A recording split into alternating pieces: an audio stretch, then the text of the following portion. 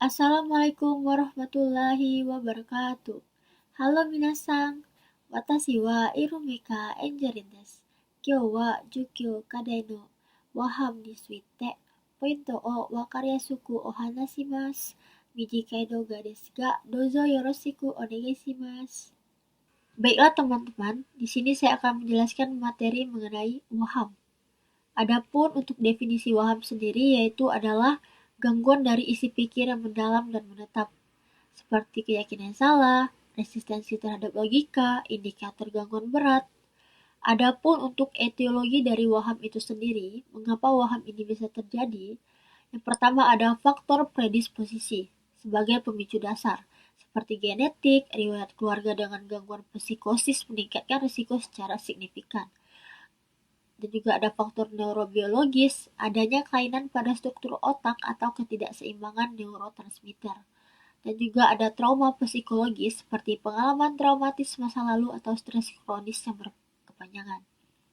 Yang kedua ada faktor presipitasi, adalah pencetus saat ini, seperti isolasi sosial, kurangnya interaksi dengan dunia luar, memperkuat realitas internal yang salah. Adapun zat psikoaktif, penyalahgunaan alkohol ataupun narkoba, dan juga ada stresor akut, yaitu kejadian traumatis mendadak seperti kehilangan, kecelakaan yang memicu breakdown mental.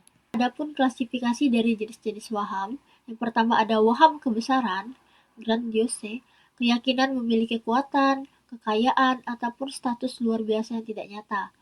Ada juga waham agama, keyakinan berlebihan tentang tema religius, misal mengaku sebagai nabi ataupun Tuhan. Yang ketiga ada waham bizar atau rujukan, seperti keyakinan aneh dikendalikan oleh alien atau merasa kejadian netral adalah pesan khusus untuk dirinya.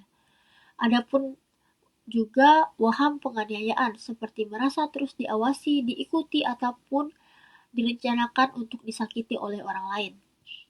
Ada juga waham erotomania, yaitu yakin bahwa seseorang, biasanya tokoh terkenal, mencintainya secara diam-diam.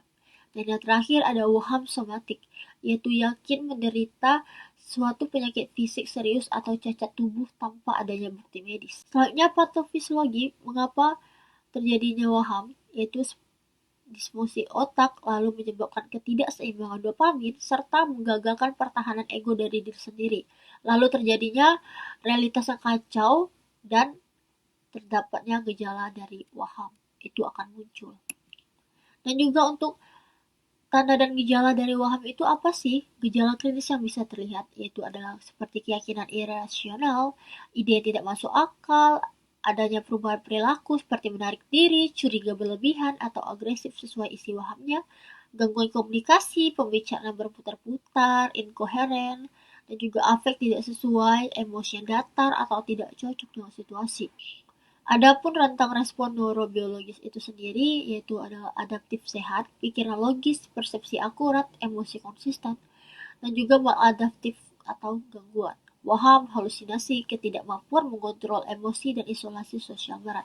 Untuk penata laksanaan medis dan keperawatan, untuk farmakoterapi, kolaborasi pemberian antipsikotik seperti haloperidol, risperidon, dan juga olanzapin untuk menyeimbangkan neurotransmitter dopamin dan mengurangi gejala.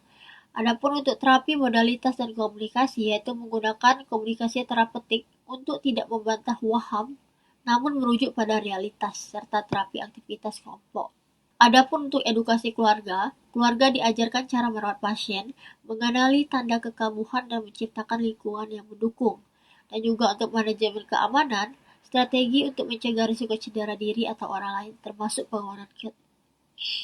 Adapun untuk manajemen keamanan, strategi preventif untuk mencegah risiko cedera diri atau orang lain termasuk pengawasan ketat pada fase akut. Adapun untuk konsep asuhan keperawatan itu sendiri, terdapat pengkajian yaitu langkah awal untuk mengumpulkan data dasar dari kondisi pasien, seperti data demografi lengkap, penanggung jawab, nama, riwayat rumah sakit sebelumnya, dan alasan masuk. Biasanya pasien akan mengamuk, bicara sendiri, ataupun meyakini hal-hal yang aneh, atau faktor pencetus saat ini. Dan juga pemeriksaan fisik yaitu tanda vital, penampilan, konsep diri, hubungan sosial, dan serta status mental.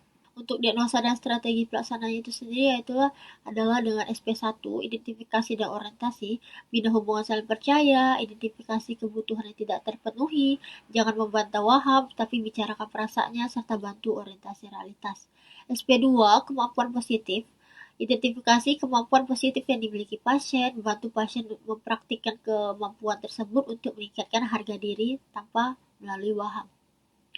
SP3, kepatuhan obat, jelaskan pentingnya minum obat, yaitu prinsip dan benar, edukasi tentang manfaatnya, efek samping, serta latih pasien untuk minum obat secara teratur. Dan yang terakhir, peran keluarga. Diskusikan masalah keluarga dalam merawat pasien. Ajarkan cara merawat dan follow up. Libatkan keluarga dalam pemantauan. じゃあ皆さん、これで幻覚についてのマインドマップの説明を終わります。